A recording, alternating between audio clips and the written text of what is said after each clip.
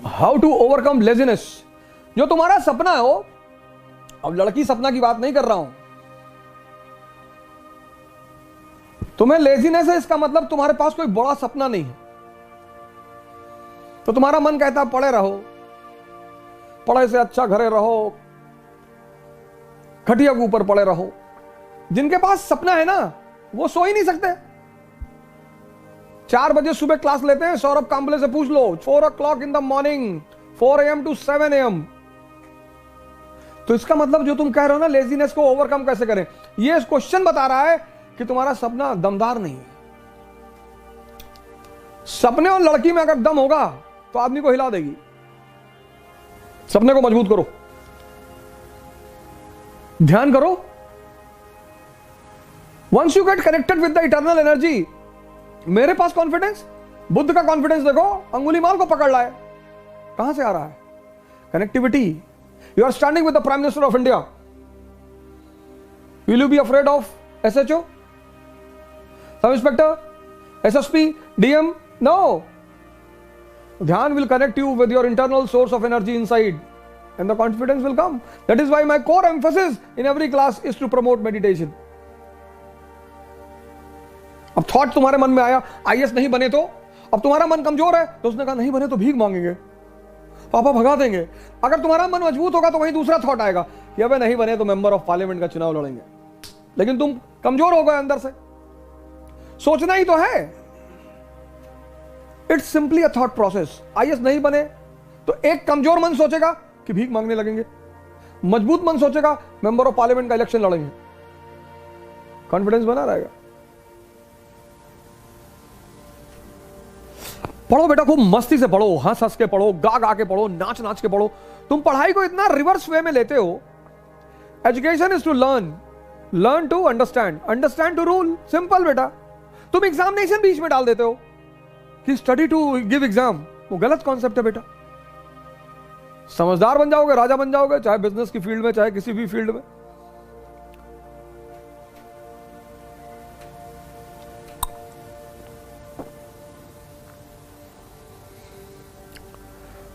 So the blunder which you people do, you study with wrong concept कि you have to qualify examination. No, you have to develop understanding. If you qualify, very good. If not, next. 2 attempt तो बहुत seriously दो।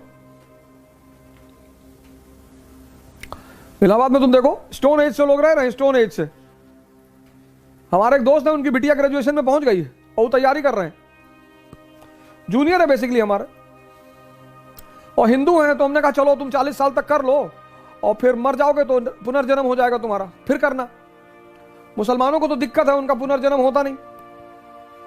तो हिंदू इसलिए निश्चिंत कह रहे थे भैया पूरा कंसोलिडेट कर लें। हाँ हाँ, हमने कहा कर लो, अगले जन्म में NCERT तैयार रहेगी जब पैदा होगे तो हो सकता है अगले जन्म में खड़ाक से तुरंत एक बार में हो जाए। तो वहां के तो बड़े बहुत इलाहाबाद में देखो, तुम जाओगे तो डर जाओगे क्लास में लड़कों को देखकर। मैं सेमिनार लेने गया तो मैंने कहा यार इतने बुजुर्ग लोग कहां से आ गए। तो हमने कहा आप लोग अपने बच्चों के साथ आए? अरे बोले बच्चों के साथ नहीं, हम खुद ही तैयारी कर रहे हैं। अरे मैंने कहा किस पीरियड से हो? उसी पीरियड किससे शुरू करेंगे, Gupta period, Rajput period, Turks, किस पीरियड से हो? अरे सर क्यों मजाक कर रहे हैं? 21 साल से तैयारी करो, 25 साल तक क्वालिफाई करो, वरना बाहर निकलो, एग्जाम देते रहो। तैयारी जिंदगी भर थोड़ी होगी।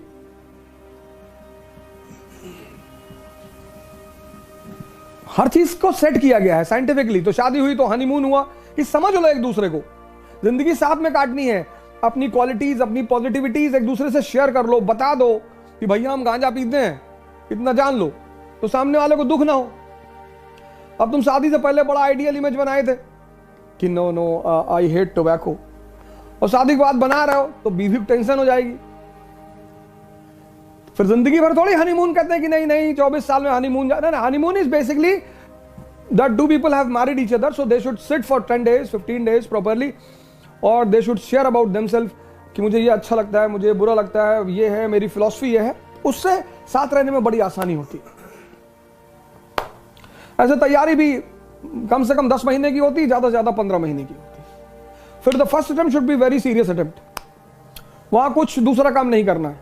The society will come to distract you, society will कम।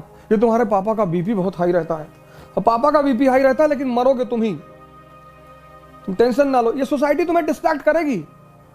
यार तुम्हारी 2 बहनें, उनकी शादी करनी हो जाएगी, तुम क्या टेंशन ले रहे हो? तुम्हारा घर लूटेंगे, और तुम्हारा घर लूट के बेच के उसी से शादी करवाएंगे घर वाले, लड़कियों की, अपने घर की। ये तुम्हें इनडायरेक्टली टेंशन दे रहे हैं समाज, इसी से तुम्हें बचना है।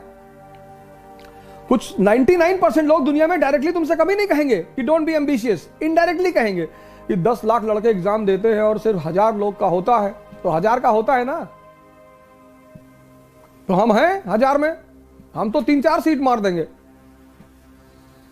1000 का होता है ना। हाँ नहीं, शर्मा जी का लड़का गया था, पागल हो गया। दुबे जी का लड़का लौट के आया, तुम्हारे जैसे आदमी को मार भी डाला, बार बार अटेम्प्ट पूछ रहे थे, और तुम्ही से कैरियर शुरू करेंगे तुम्हारी गर्दन काट के।